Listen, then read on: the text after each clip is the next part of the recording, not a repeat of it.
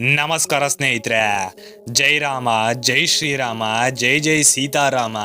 ಹೀಗೆ ಎಲ್ಲಿ ನೋಡಿದರೂ ಭಾರತ ಮಾತ್ರವಲ್ಲದೆ ದೇಶ ವಿದೇಶದಲ್ಲೂ ಶ್ರೀರಾಮನ ದೇವಸ್ಥಾನದ ಸಂಭ್ರಮ ಕೇಳಿ ಬರುತ್ತಿತ್ತು, ಕೇಳಿ ಬರುತ್ತಲೇ ಇರುತ್ತದೆ. ಈ ವಿಡಿಯೋದ ಟಾಪಿಕ್ ಏನಪ್ಪಾ ಅಂತ ಅಂದ್ರೆ, ರಾಮ ಮಂದಿರದ ಮೊದಲನೇ ದಿನದ ಸಂಗ್ರಹವಾದ ಕಾಣಿಕೆ ಎಷ್ಟು ಅಂತ ನಿಮಗೆ ತಿಳಿಸ್ಕೊಡ್ತೀನಿ ಸ್ನೇಹಿತರೆ. ಆ ಸಂಗ್ರಹವಾದ ಕಾಣಿಕೆ ದುಡ್ಡು ಎಷ್ಟು ಕೋಟಿ ಅಂತ ಗೊತ್ತಾ? ಕೇಳಿದ್ರೆ ಒಂದು ಕ್ಷಣ ನೀವು ಕೂಡ ಶಾಕ್ ಆಗ್ತೀರಾ. ಮತ್ತೆ ರಾಮ ಮಂದಿರದ ಉದ್ಘಾಟನೆ ಸಮಾರಂಭದಲ್ಲಿ ಎಷ್ಟು ಲಕ್ಷ ಜನ ಸೇರಿದ್ರು ಅಂತ ನಿಮಗೆ ಗೊತ್ತಾ? ಸೋಮವಾರ ದಿನದಂದು ರಾಮ ಮಂದಿರದ ದೇವಸ್ಥಾನದ ಉದ್ಘಾಟನೆ ನಡೆಯುತ್ತೆ. ಅದರ ಮರುದಿನ 23ನೇ ತಾರೀಕಂದು ಅಂದರೆ ಮಂಗಳವಾರ ಕಾಣಿಕೆ ಹಣ ಎಷ್ಟು ಬಂತು ಅಂತ ಗೊತ್ತಾ? ಈ ಹಣದ ಮೊತ್ತವನ್ನು ಕೇಳಿದ್ರೆ ನೀವು ಕೂಡ ಯೋಚಿಸ್ತೀರಾ, ಈ ದೇವಸ್ಥಾನ ತಿರುಪತಿಯ ಕಾಣಿಕೆಯ ಹಣವನ್ನೇ ಮೀರಿಸಿ ದೇಶದ ನಂಬರ್ 1 ಗಳಿಕೆಯಾಗುವ ತಿರುಪತಿಯ ತಿಮ್ಮಪ್ಪನನ್ನೇ ಹಿಂದಿಕ್ಕಿ ನಂಬರ್ 1 ಆಗುವ ಸಾಧ್ಯತೆ ಇದೆಯಾ ಅಂತ. ಹಾಗಾದ್ರೆ ಬನ್ನಿ ಸ್ನೇಹಿತರೆ, ಈ ಎಲ್ಲಾ ಪ್ರಶ್ನೆಗಳಿಗೂ ಉತ್ತರವನ್ನು ಈ ವಿಡಿಯೋದಲ್ಲಿ ತಿಳಿಯೋಣ. ಅದಕ್ಕಿಂತ ಮುಂಚೆ ನಿಮಗೆಲ್ಲರಿಗೂ ನಮ್ಮ ಚಾನೆಲ್ ಕನ್ನಡ ಹಬ್ 99ಗೆ ಸ್ವಾಗತ, ಸುಸ್ವಾಗತ. ನೀವೇನಾದ್ರೂ ಮೊದಲನೇ ಬಾರಿ ನಮ್ಮ ಚಾನಲ್ಗೆ ಭೇಟಿ ಕೊಟ್ಟಿದ್ರೆ ವಿಡಿಯೋನ ಪೂರ್ತಿಯಾಗಿ ನೋಡಿ. ವಿಡಿಯೋ ಸ್ವಲ್ಪನಾದ್ರೂ ಇಷ್ಟ ಆದ್ರೆ ವಿಡಿಯೋಗೆ ಒಂದೇ ಒಂದು ಲೈಕ್ ಮಾಡಿ, ಹಾಗೆ ಸಬ್ಸ್ಕ್ರೈಬ್ ಕೂಡ ಮಾಡಿ. ಹಾಗಾದ್ರೆ ಬನ್ನಿ ಮತ್ತೆ ವಿಡಿಯೋನ ಶುರು ಮಾಡೋಣ. ಜಾಸ್ತಿ ಟೈಮ್ ವೇಸ್ಟ್ ಮಾಡದೆ ಡೈರೆಕ್ಟ್ ಆಗಿ ಟಾಪಿಕ್ ಕಡೆ ಬಂದ್ಬಿಡ್ತೀನಿ. ರಾಮ ಮಂದಿರ ಉದ್ಘಾಟನೆಗೊಂಡ ದಿನದಂದು ದೇವಾಲಯದ ಮೂಲಗಳ ಪ್ರಕಾರ ತಿಳಿದು ಬಂದಂತೆ ಒಂದೇ ದಿನ ಬರೋಬ್ಬರಿ 3 ಕೋಟಿ ರೂಪಾಯಿ ಕಾಣಿಕೆ ರೂಪದಲ್ಲಿ ರಾಮನ ದೇವಾಲಯದಲ್ಲಿ ಸಂಗ್ರಹವಾಗಿದೆ.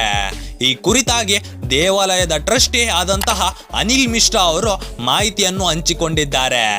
ಎರಡನೇ ಪ್ರಶ್ನೆ, ರಾಮ ಮಂದಿರದ ಉದ್ಘಾಟನೆ ಸಮಾರಂಭದ ದಿನದಂದು ಎಷ್ಟು ಲಕ್ಷ ಜನ ರಾಮನ ದೇವಾಲಯಕ್ಕೆ ಬಂದಿದ್ರು ಗೊತ್ತಾ?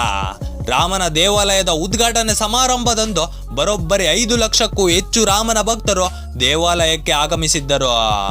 ರಾಮ ಪ್ರತಿಷ್ಠಾಪನೆಯ ಬಳಿಕ ದೇವಾಲಯದ ಆವರಣದಲ್ಲಿ ಬರೋಬ್ಬರಿ 10 ದೇಣಿಗೆ ಸ್ವೀಕರಿಸುವ ಕೌಂಟರ್ಗಳನ್ನು ನಿರ್ಮಿಸಲಾಗಿತ್ತು.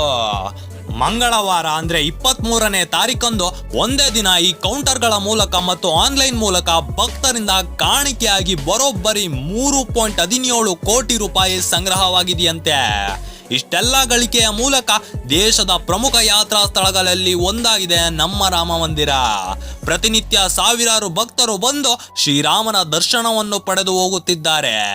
ಅಯೋಧ್ಯೆ ರಾಮನ ಜನ್ಮಸ್ಥಳವಾಗಿದ್ದು, ರಾಮನ ಪ್ರತಿಷ್ಠಾಪನೆಯ ನಂತರ ಜನರು ಶ್ರೀರಾಮ ಅಯೋಧ್ಯೆಗೆ ಮತ್ತೆ ಮರಳಿದ್ದಾನೆ ಎಂದು ಶ್ರೀರಾಮನ ಭಕ್ತರು ಭಾವಿಸಿದ್ದಾರೆ. ಶ್ರೀರಾಮನಿಗೆ ಪ್ರತಿನಿತ್ಯ 3 ಬಗೆಯ ಆರತಿಗಳು ನಡೆಯಲಿವೆ. ಮುಂಜಾನೆ 6:30 ಬೆಳಿಗ್ಗೆ ಸಮಯದೊಂದು ಶೃಂಗಾರ ಆರತಿ, ಮಧ್ಯಾಹ್ನ 12 ಗಂಟೆಗೆ ಭೋಗಾರತಿ ಹಾಗೂ 7:30 ರಾತ್ರಿಯ ಸಮಯದೊಂದು ಸಂಧ್ಯಾ ಆರತಿ ಎಂದು ನಡೆಸಲಾಗುತ್ತಿದೆ. ಸೊ ಇದಾಗಿತ್ತು ಇವತ್ತಿನ ವಿಡಿಯೋ. ನಾನು ಶೂರ್ ಆಗಿ ಹೇಳ್ತೀನಿ, ಇಂದಿನ ವಿಡಿಯೋ ನಿಮ್ಮೆಲ್ರಿಗೂ ಪಕ್ಕ ಇಷ್ಟ ಆಗಿರುತ್ತೆ ಅಂತ. ಇಷ್ಟ ಆಗಿದ್ರು ಯಾಕ್ರಿ ಇಂದು ಮುಂದೆ ನೋಡ್ತೀರಾ? ಹೊಡಿರಿ ಲೈಕ್ ಬಟನ್, ಹಾಗೆ ಸಬ್ಸ್ಕ್ರೈಬ್ ಕೂಡ ಮಾಡಿ. ಸಿಗೋಣ ಮುಂದಿನ ವಿಡಿಯೋದಲ್ಲಿ. ಅಲ್ಲಿವರೆಗೂ ಟೇಕ್ ಕೇರ್, ಗುಡ್ ಬಾಯ್.